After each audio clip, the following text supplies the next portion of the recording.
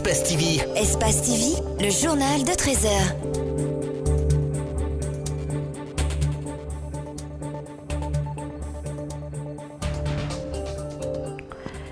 Au sommaire, les examens du certificat d'études primaires ont pris fin ce vendredi en Guinée. Pas de temps à perdre, la correction des copies démarre dans les prochains jours et pendant ce temps, les candidats au BEPC se préparent pour le démarrage ce 8 juillet. C'est ce dimanche que la Guinée va croiser le fer à l'Algérie au compte des huitièmes de finale de la CAN Égypte 2019. Le sélectionneur guinéen reconnaît la supériorité de son adversaire, mais il croit à la qualification de son équipe. À suivre le reportage de notre envoyé spécial Paul Fatia Tunkara. Bonsoir et bienvenue à tous.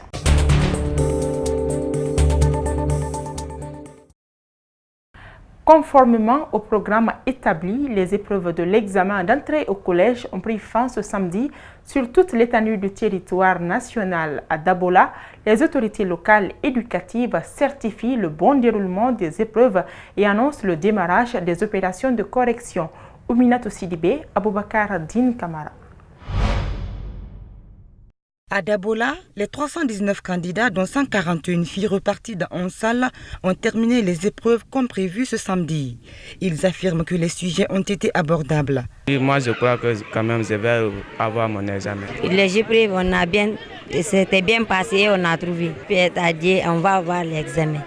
Selon les autorités préfectorales de l'éducation, ils ont la quasi-totalité des lots de copies en provenance des différents centres d'examen de Dabola. Le chef section pédagogique est certain d'être dans le temps imparti. Ok, les choses se passent très bien à Dabola. Je peux dire qu'au jour d'aujourd'hui, toutes les copies sont mobilisées déjà au centre de correction. Et les correcteurs sont en place. Et les corrigés types sont largement discutés. Et le secrétariat est à pied d'œuvre pour vraiment faciliter la correction. Le déroulement de cet examen n'a été émaillé d'aucun incident. Le ministre parle d'un bilan positif. Concernant le certificat de fin d'études primaires, se sont bien déroulés sur toute l'étendue du territoire national.